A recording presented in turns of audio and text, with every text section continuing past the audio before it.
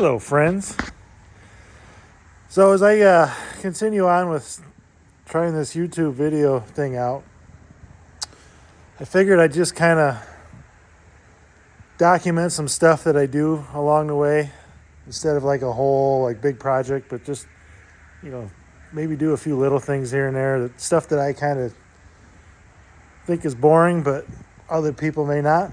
So that's what we're going to do today.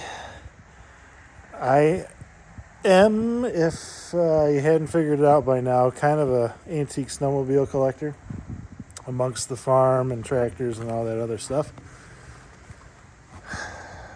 So this is one that I got last winter. I found it right up locally, actually. It came from Michigan. The guy bought it, and he actually was after another snowmobile, but the seller insisted that he take this as well, so he just basically flipped it. And I never heard of a Gilson. I've heard of Gilson lawn tractors, but like a lot of companies back the 60s and 70s are trying to ride the wave of snow machines, I think this is basically a Massey Ferguson. It was made in Canada, and this is one thing I always like about buying these things is the dealer stickers. I can't really see that.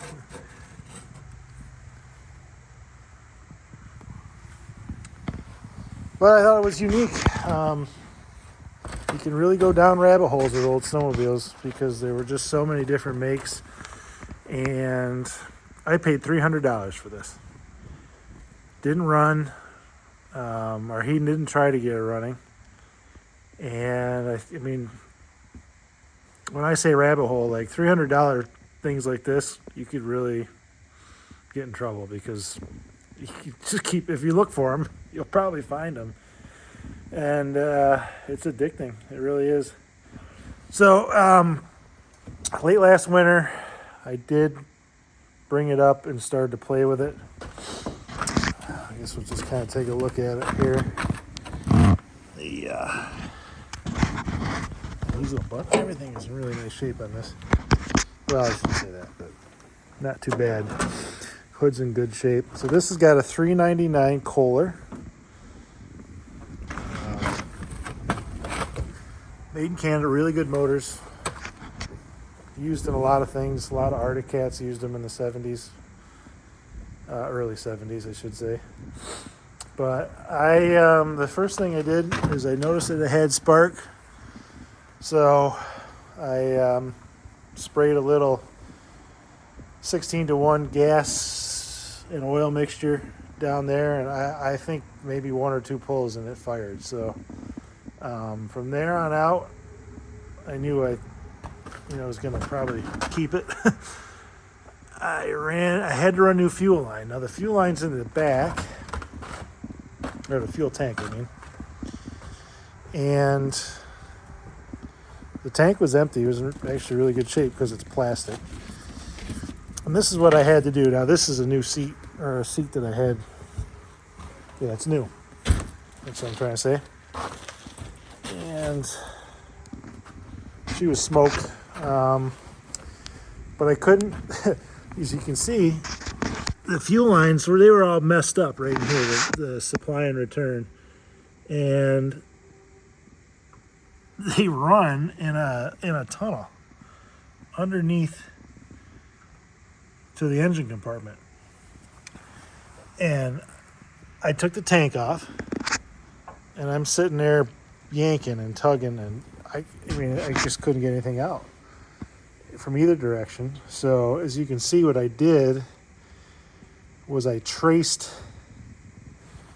basically took a straight edge from this is a factory opening to this factory opening, and I'm like, well, I'm gonna cut in here and cut a relief spot and pull this through.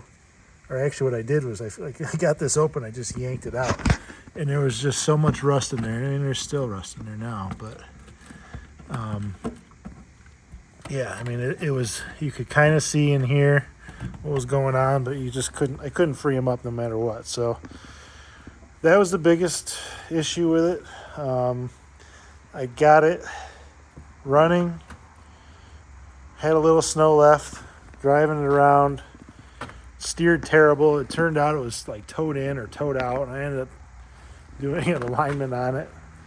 Got it steering nice, and then let's see, I've been messing around here. The suspension, these bogey wheel suspension, these springs are snapped. If anyone has an old Ski-Doo or a lot of old sleds, this is what kind of hangs out underneath here. And you can see I've been operating on this, and got some different, oops, move your hand, dude. Got some different springs off an old Ski-Doo. I don't know if it'll work, but you can see bogey wheel suspension. It was riding super low because these springs are broke. So today what I want to do is put the seat on while the track's still loose, because that's bolted from the underside up into like helicoils or some sort of threaded fasteners on the bottom of the seat. Well, you can imagine they didn't come out. The seat just, what was left of the plywood just kind of delaminated. The fella who made this seat for me used what was left as a pattern and did put these look like helicoils, but those fasteners in there. So I'm going to try to get my hand up in there now and bolt that down while the track's loose, and then I can tighten it back up. And then it's trying to snow, but it's not really. We've had no snow up here in upstate New York so far in 22, 23. But I'm hoping it does, and when it does, I'll be ready to try this out. Because like I said, last year I rode it, but it wasn't like a really good ride. It was just farting around the yard trying to see how things were going to be with it, like a trial thing. And you can tell you're just sitting right on the ground. So a little suspension will be nice. The seat will be nice. So it's basically, I couldn't, the seat that was trash that was on it. So hopefully you'll get a better idea of what it's like. I think it's going to be reliable. I mean, I started it the other day and it fired right up, and I can probably do the same. No, I'll show it right now. This thing.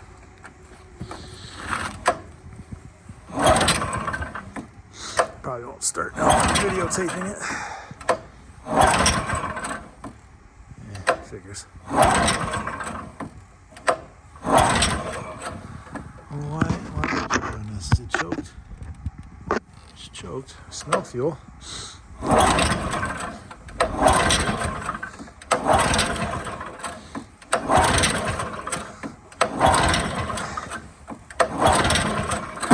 Making a liar out of me, son of a gun.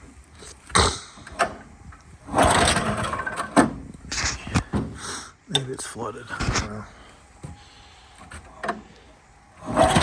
There it goes.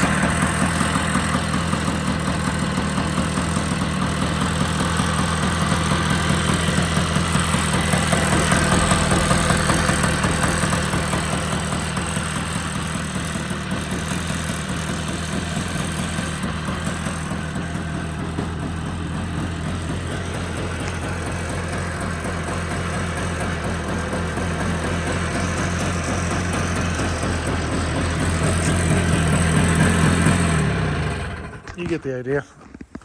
It runs. She's a runner, they say. All right, pop the seat on, and yeah, maybe this weekend it'll keep snowing and we can take it for a ride. All right, so I got the seat bolted on, and the track is starting to adjust it, and so like I said, these came off a Ski-Doo, and these typically just go in and tuck up under here, and you're just kind of held there by the force of the spring. But these are Ski-Doo springs, and they're just a hair short. So what I did is I took the mud flap off, mud flap, snow flap, whatever you want to call it.